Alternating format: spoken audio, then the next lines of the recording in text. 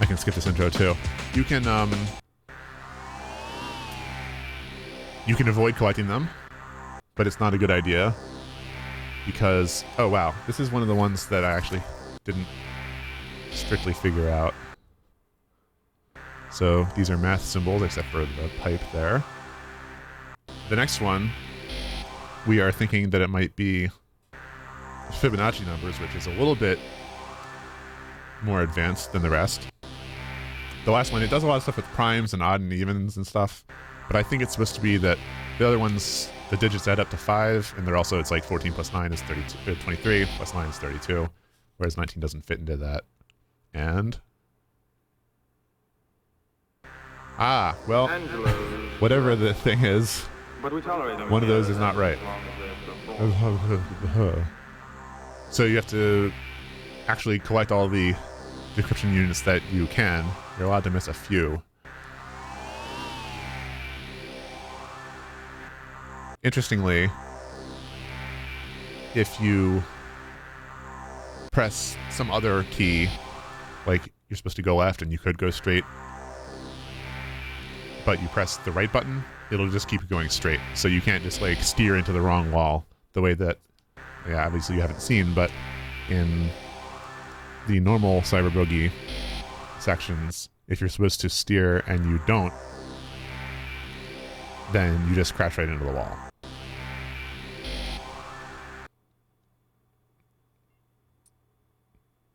Took me a very, very long time to figure out that I actually had to go and collect those things because they're spiky. You didn't think that you're supposed to run into spiky things, especially when you're flying. I kind of like this animation.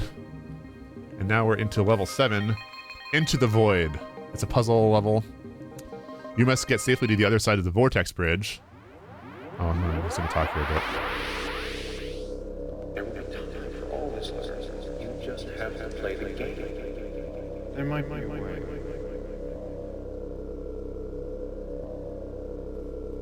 It will be difficult in the extreme. Without stepping onto the same tile as the invisible Dr. Timms. So there's Carla. We'll get her up there. She's in her stasis sphere, or whatever it's called. And each time you move forward one tile, the invisible Dr. Timms moves one tile toward you. If you step into the same tile as Dr. Timms, you will be destroyed. So it's pretty basic. Here we go.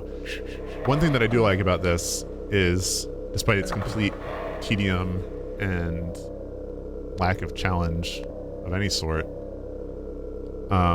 they did actually animate specific jumping sequences for many of the edges that you can walk on here. Not all of them, like we didn't see one now, but certain ones are special. They show like the whole thing. And some of them are kind of artsy.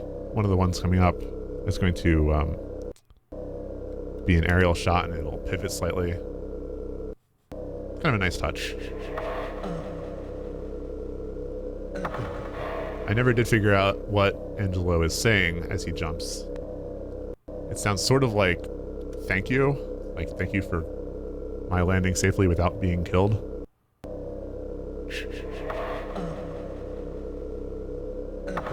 Could also be my ankle, because he seems to land very roughly. I mean, he seems to be made of glass. And this is a very hard surface that he's jumping onto. Ow, my ankle. Anyway, so as for Carla, the game insinuates, but it doesn't really spell out for you, that if you didn't collect enough of these units, then she will die at the end of this level. And for the longest time, when I was playing, you only get the chance to get 6 total. 2 in each Legend of Darkness, and then 2 in Cyber Boogie. If you don't get all 6, or maybe if you get 5, if you get 5 or 6, at least 6, I mean, or you know what I mean, then she will be saved, as we'll see coming up. If not, since I had only been getting 4, then her little sphere will fill up with water and she'll make drowning sounds and screams and stuff. And somehow I thought that this was actually meant to happen. Like there was nothing I could do to save her, or maybe this was like the sound of her being rescued somehow. I mean, I was a little kid. I gave myself a boost, Doctor. Virtual reality is not just a simulation. It's a whole other world, a new electric dimension. A utopia, Doctor. The utopia that men have dreamed of for 1,000 years, and I'll be the conduit. And then another Cyber Boogie. Now, you need the rest of them to save Peter, much later in the game. I guess I don't really have time to go into everything, but the game offers you the chance to get like 20 more, so I don't know how many you actually need. You'll also notice that the music is starting to change slightly for each version of these, which does help in fun value.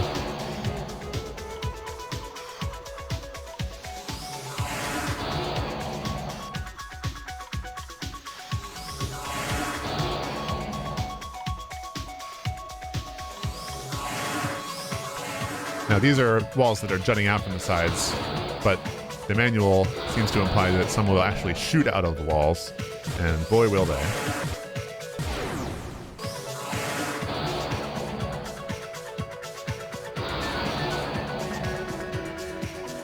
Each one of these sorts of levels adds something new. We're going to see something new now.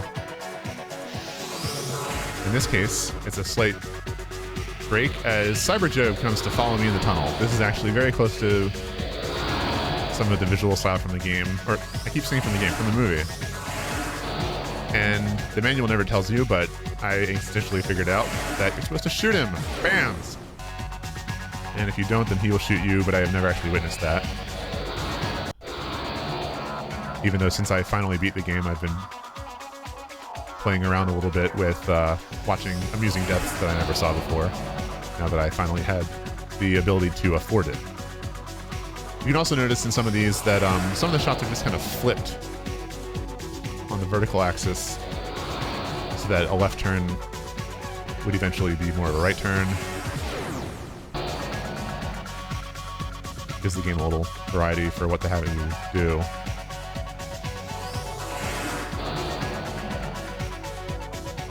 And again, I'm just enjoying this music as I'm listening to it. Alright, one last note on this. Watch him spin. He does that when the level's over, and you start getting used to that. You can finally, you know, like, I will admit my pulse goes up when I'm doing these things. And when you start spinning, you're like, okay, done. It's done. I don't have to sit here and freak out anymore. But,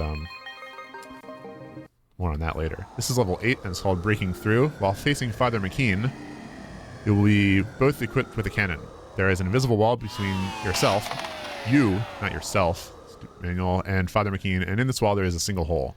You and Father McKean take turns firing at each other, trying to get your shell to pass through the hole and hit your opponent. You can hit the elevation you want, press fire to fire your cannon. Watch carefully what happens when your shell hits the wall. I always start with 5 out of 8 because it tends to give me the best results. Sometimes you get them right away. Okay, so my next shot will be 7. His next shot will be 6. You usually get about 3 chances in this because the game's kind of nice enough to realize that you can't possibly just figure it out on your first try with no other context. So there's the finger again. Just watch the fingers in this game, I'm telling you. So I'll hit 7, and then I will dispatch him. The other thing to watch out for in Cyber Boogie is the opening and closing animations of each one seem to be part the same clip. Where he goes up into the air and then turns into the plane and then flies off. The turning into the plane is seen also. What sort of perverted behavior is this? In reverse when he's done. Alright, so here's one of these things. It's a different layout, but not too hard. You just have to watch where you're going. they do get hard later.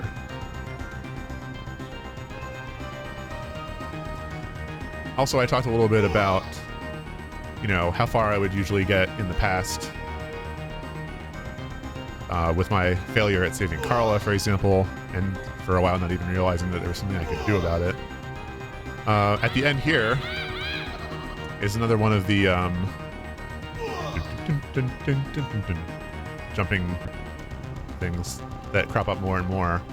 And because I didn't figure out what the timing was supposed to be like, I would quite often die before I got to the next level. Die all 3 times. You get 3 chances in the game. This was a bit disappointing because at one point I had some relatives over at my house. I was, you know, 15 or something, and I wanted to show off the ability at the game to the extent that I had gotten it. So I had previously gotten to level 9. And I do believe that I died all 3 times, either here or slightly before here. Now watch here. I actually have to make one extra jump that it doesn't tell you about. If you don't make that jump, then Father McKean will fly out of nowhere and just grab you, like he's saving you from drowning or something, and carry you off, again with another attendant scream. This is level 9, Leap of Faith. You are at the top of a slide, which may lead to your doom if you don't time your jump correctly. Leap onto the slide so that you slide safely through the snapping jaws below. Press fire to leap. I don't even really like all these cutesy level names, but... So right now we're watching Jake's Job's Toronto from the petrol station go through to see when you're supposed to actually jump. But first we think about it for a while. I do like this camera move. And then we jump as the jaws are closing. And a little more time to talk. So yeah, this was about as far as I had gotten through the late 90s. And then I guess the next level or so after that.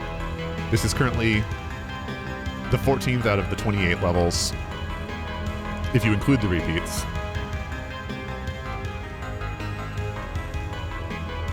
There we go.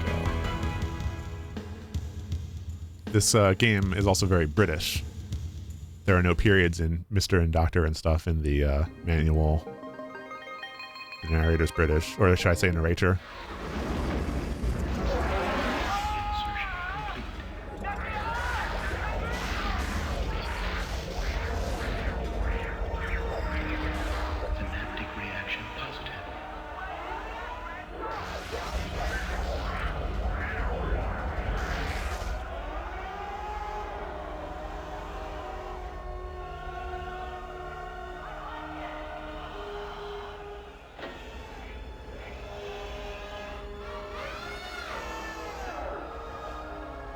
Change brainwave parameters.